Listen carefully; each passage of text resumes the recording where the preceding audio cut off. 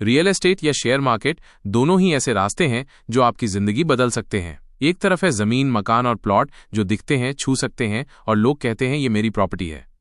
दूसरी तरफ है एक डिजिटल दुनिया जहां एक छोटे से मोबाइल के अंदर करोड़ों का व्यापार होता है, जहां लोग सिर्फ एक क्लिक में लखपति बनते हैं और कई बार जीरो भी। लेकिन असली सवाल है, आपके लिए कौन सा रास्ता सही है? कौन सा आपको बनाएगा अमीर और कौन सा ले जाएगा समय और पैसे दोनों में नुकसान? आज हम बात करेंगे इस डिबेट की, real estate V S share market, पूरे डेप्थ में, बिना किसी शॉर्टकट के। और वीडियो के आखिर में हम आपको एक ऐसा निचोड़ देंगे जो शायद आपकी जिंदगी का फाइनेंशियल डायरेक्शन ही बदल दे। सबसे पहले बात करते हैं उस चीज की जो सदियों से लोगों के खून में बसी हुई है, रियल एस्टेट। इंडिया में तो कहावत भी है, धरती का मालिक राजा होता है। जब आप जमीन खरीदते हैं या एक फ्लैट लेते हैं तो वो सिर्फ इन्वेस्टमेंट नहीं होता, वो एक प्राइड होती है। कुछ फिजिकल होता है जो आपकी आंखों के सामने होता है, जो लोग देख सकते हैं। और यही साइकोलॉजी रियल एस्टेट को इतना अट्रैक्टिव बनाती है। प्रॉपर्टी खरीदने के बाद आप रेंट पर चढ़ा सकते हैं, हर महीने स्टेबल इनकम आती है, रेंट बढ़ता है, प्रॉपर्टी की वैल्यू बढ़ती है और 10-15 साल में आप करोड़पति भी बन सकते हैं।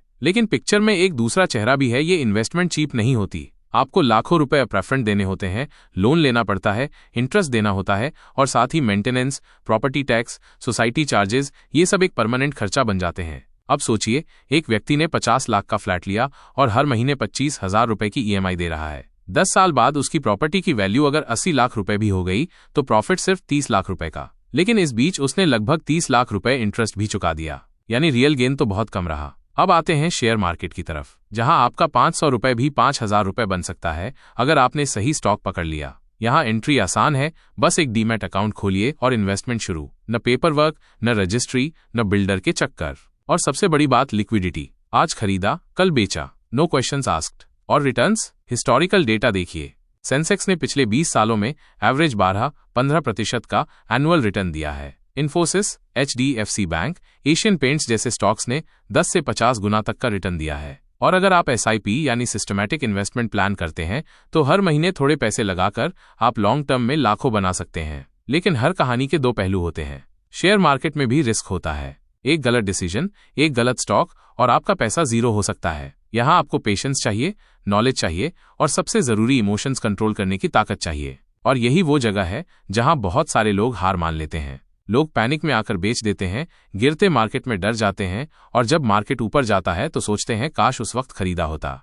तो क्या रियल एस्टेट सेफ है और स्टॉक मार्केट रिस्की? जवाब है नहीं। रिस्क दोनों में है, बस फॉर्म अलग अलग है। रियल एस्टेट में लिक्विडिटी रिस्क है, जरूरत पड़ी तो घर बेचने में 6 महीने लग सकते हैं। शेयर मार्केट में मार्केट रिस्क है, आज का 1 लाख रुपए कल 80,000 रुपए भी हो सकता है। रियल एस्टेट आपको पैसिव इनकम देता है, रेंट आता है, टेनेंट रहता है। लेकिन अगर टेनेंट चला जाए तो इनकम रुक जाती है। वहीं स्टॉक्स में अगर आपने डिविडेंड स्टॉक्स खरीदे हैं जैसे आईटीसी, एचयूएल या कुछ पीएसयू बैंक्स, तो सालाना डिविडेंड भी आता है और कैपिटल एप्रिसिएशन भी। अब सवाल उठता है, क्या एक ही इंसान दोनों में इन्वेस्ट कर सकता है? जवाब है बिल्कुल। स्मार्ट इन्वेस्टर वही होता है जो अपने पोर्टफोलियो में बैलेंस बनाए। शुरुआत शेयर मार्केट से करें क्योंकि एंट्री आसान है और पैसे कम हैं। धीरे धीरे जब पैसा बनने लगे आप रियल एस्टेट की तरफ मूव कर सकते हैं, यानी पहले बनाए कैश फ्लो, फिर बनाए एसेट्स। अब सुनिए एक सच्ची कहानी। एक लड़के ने 2015 में नौकरी लगते ही एसआईपी शुरू किया 5,000 रुपए की।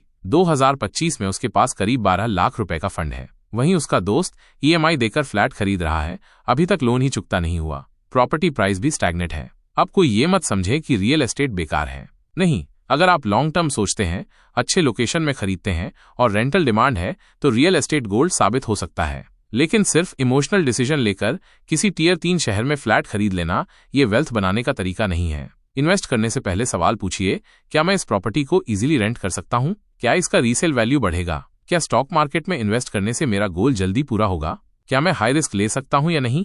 जो लोग कहते हैं स्टॉक मार्केट सिर्फ गैम्बल है, वो सिर्फ आधा सच जानते हैं। और जो कहते हैं रियल एस्टेट ऑलवेज सेफ है, वो भी सिर्फ मिथ्स पर चल रहे हैं। असलियत ये है कि दोनों पावरफुल हैं, बस जरूरत है नॉलेज की, डिसिप्लिन की और स्ट्रैटेजी की। तो आप किसके साथ हैं? जमीन के मालिक बनना है या डिजिटल स्टॉक्स के शेयर होल्डर, या फिर दोनों बनकर वो इंसान बनना है जो हर एंगल से सिक्योर है? जो भी चुने समझ के चुने, क्योंकि पैसा कमाना आर्ट है और सही जगह पैसा लगाना उससे भी बड़ा आर्ट है। अगर ये वीडियो आपको थोड़ी भी समझ, क्लैरिटी या मोटिवेशन दी हो तो इसे लाइक जरूर करिए। कमेंट में बताइए आप रियल एस्टेट में ज्यादा भरोसा करते हैं या शेयर मार्केट में। और ऐसी ही एंगेजिंग और लॉजिकल फाइनेंशियल वीडियोस के लिए चैनल को सब्सक्राइब करना मत भूलिए। आपका हर क्लिक, हर कमेंट और हर सब्सक्रिप्शन हमारे लिए फ्यूल है, ताकि हम और बेहतर कंटेंट आपके लिए ला सकें। मिलते हैं अगली वीडियो में, तब तक स्मार्ट बनिए, अवेयर बनिए और सोच समझकर इन्वेस्ट करिए।